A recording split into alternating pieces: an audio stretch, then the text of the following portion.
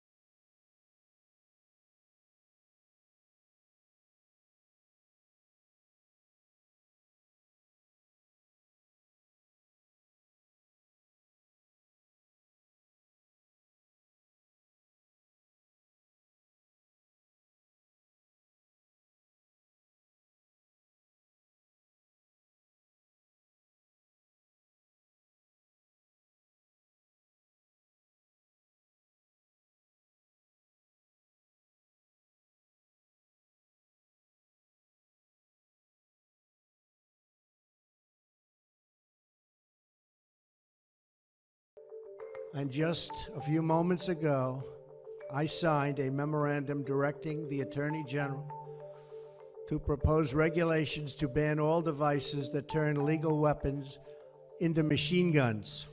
Secretary of State Mike Pompeo had a news conference at the State Department today and was asked specifically whether he agrees with the president's tweet disparaging the ousted U.S. ambassador to Ukraine, May Ivanovich. Listen to his answer.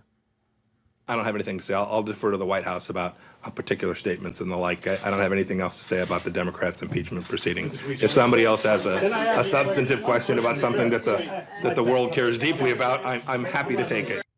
Clearly doesn't defend May Ivanovich. No. He clearly doesn't say anything nice about the really esteemed U.S. diplomat.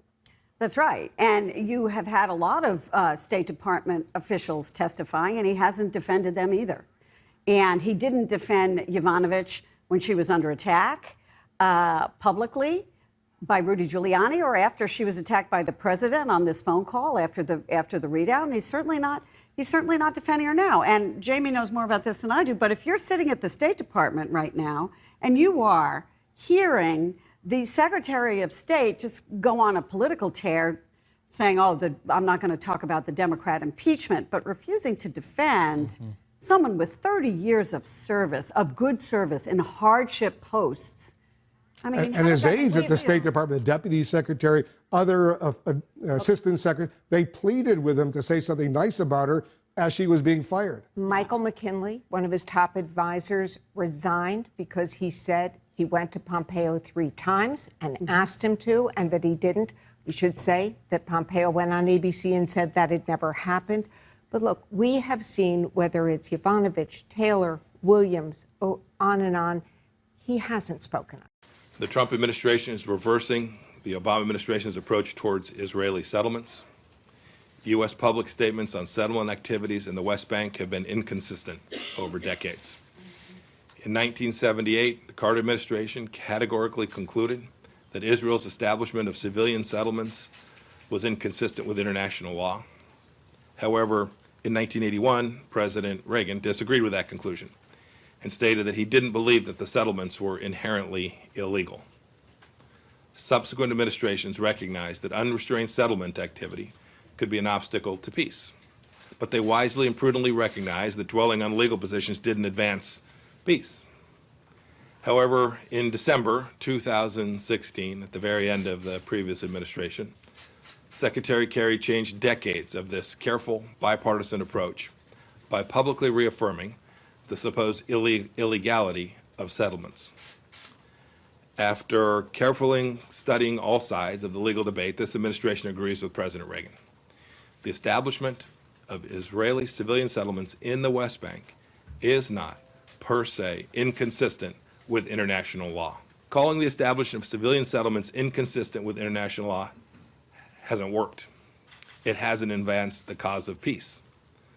The hard truth is, there will never be a judicial resolution to the conflict, and arguments about who is right and wrong as a matter of international law will not bring peace.